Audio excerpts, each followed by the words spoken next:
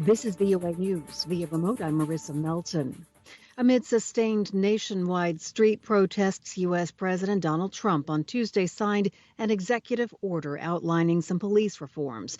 Reducing crime and raising standards are not opposite goals, Mr. Trump said in the White House Rose Garden before signing the document, which was titled Safe Policing for Safe Communities.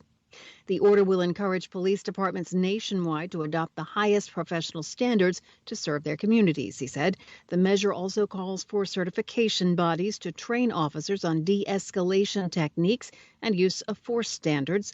Trump did not address the linkage of systemic racism to police brutality, an issue cited by demonstrators across the country.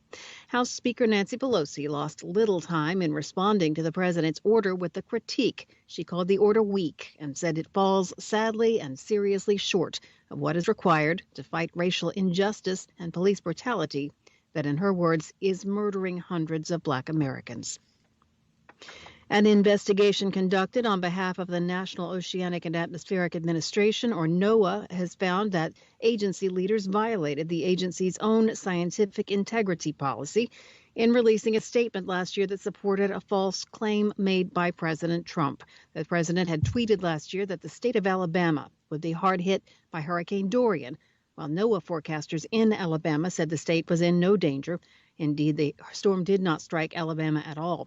The next week, on September 4th, during a White House news briefing, the president displayed a forecast map which appeared to have been altered with a marker to show Alabama in the path of the hurricane. 2 days later, NOAA issued a statement confirming the president's words and contradicting its Alabama forecasters.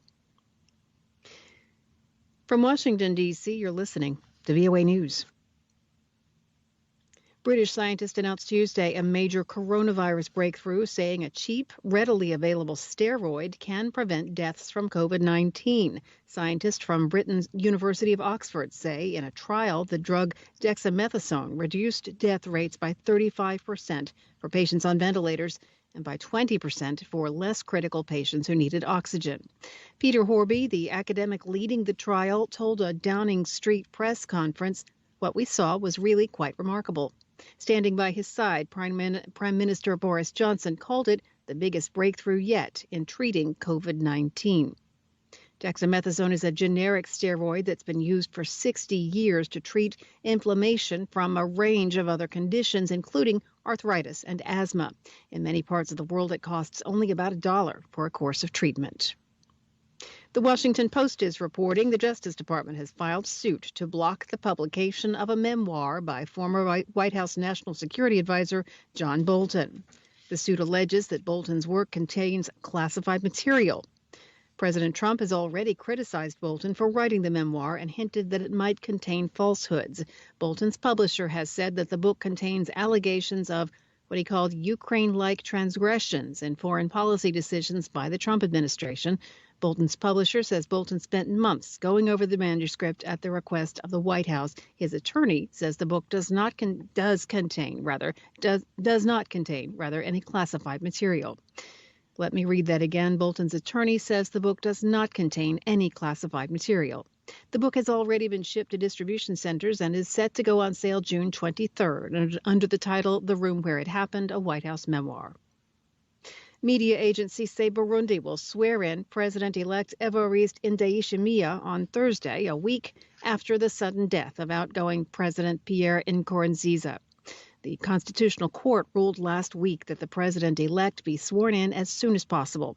Ndayishimiye was originally planned to be sworn in August. He'll take the oath of office Thursday in the Burundian capital, Gitega.